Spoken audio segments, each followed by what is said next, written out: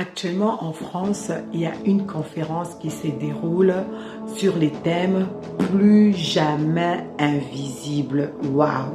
Juste les thèmes, c'est magnifique.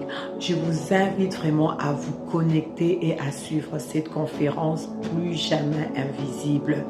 Parce que je crois que beaucoup de femmes on s'est dit, mais quand est-ce que ma vie va changer? Quand est-ce que je vais porter du fruit? Quand est-ce que je vais faire des grandes choses? Moi, c'est cette question que je me pose tous les jours. Et là, cette conférence, elle tombe à pic. On nous donne des thématiques pour ne plus être invisible. Et cette conférence est basée sur les livres de la reine Esther.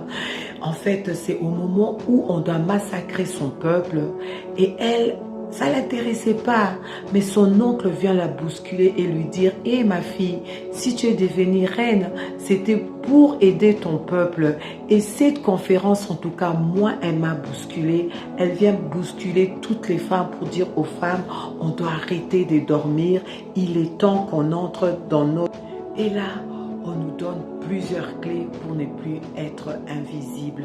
Ici, les pasteurs Maud, elle nous a donné dans la soirée d'ouverture plusieurs clés. Mais moi, je vais vous dire ce que j'ai retenu. Mais bien sûr, je vous invite vraiment à aller vous connecter sur les sites ICC TV pour vraiment comprendre de quoi il s'agit et se dire finalement, il est temps que je bouge, je ne peux plus être invisible. La première clé que nous avons reçue, c'est que ce sont nos dons et nos talents qui vont faire qu'on ne soit plus invisible. Tout être humain a reçu un don, un talent venant de Dieu. On ne peut pas être sur la terre ainsi. Tu peux être une meilleure cuisinière, une meilleure coiffeuse, ou tu sais écrire des livres, tu as le don des chants, tu as le don de guérir. Enfin, on a tous quelque chose qui va faire qu'on ne soit plus invisible. Dans le cas de la reine Esther, c'était sa beauté.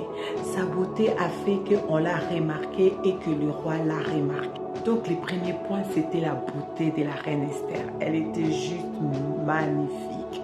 Comme notre pasteur Maud ici, elle est aussi juste magnifique. En fait, le premier truc, c'était la beauté de la reine Esther. Mais le deuxième point, elle ne s'est pas limitée à sa beauté.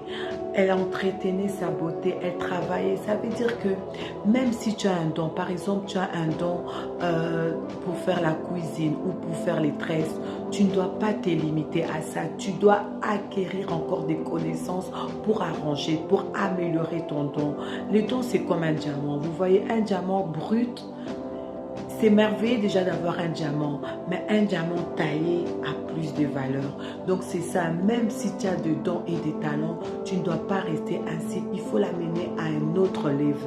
Et le troisième point que j'ai beaucoup aimé, c'est qu'on doit avoir des gens autour de nous qui sont là pour nous, qui nous aiment et qui nous encouragent.